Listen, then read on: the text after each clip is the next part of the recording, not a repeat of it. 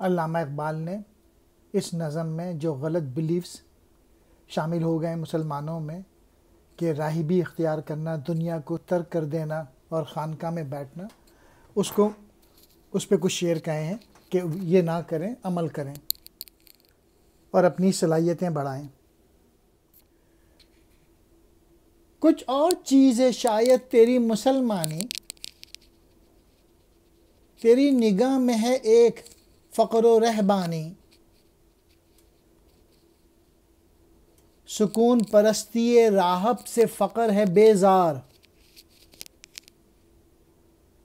فقی کا ہے سفینہ ہمیشہ طوفانی۔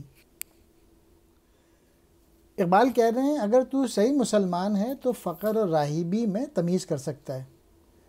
لیکن تیری سوچ غلط ہے اور یہ تمیز ختم ہو گئی ہے۔ تو بھی جو ہے عیسائی کے پادریوں کی طرح تارک دنیا ہو گیا ہے،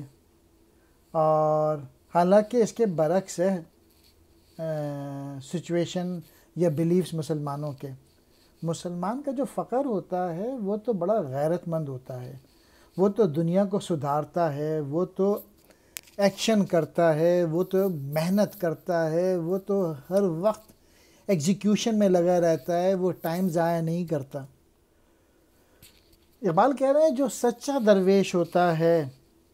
وہ آرام طلب نہیں ہوتا، وہ گوشہ نشین نہیں ہوتا، وہ تارک کی دنیا نہیں کرتا، بلکہ اس کی تو زندگی جو ہے ہمیشہ طوفان میں گھری رہتی ہے۔ وہ تو مشکلات کا سامنا کرتا ہے، وہ تو مشکلات کو حل کرتا ہے، وہ اپنے آپ کو ڈیولپ کرتا ہے، وہ اپنی صلاحیتوں کو بڑھاتا ہے۔ فقر کے لغوی معنی جو ہے نا وہ تنگ دستی کے ہیں، غربت کے ہیں،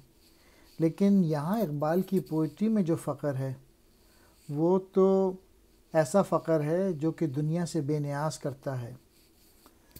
جو کہ درویش ہوتا ہے، جو کہ زبردست صلاحیتیں رکھتا ہے۔ راہبی کہتے ہیں دنیا کو ترک کر دینا، سکون پرستی، آرام طلبی، گوشہ نشینی، سفینہ کہتے ہیں کشتی کو۔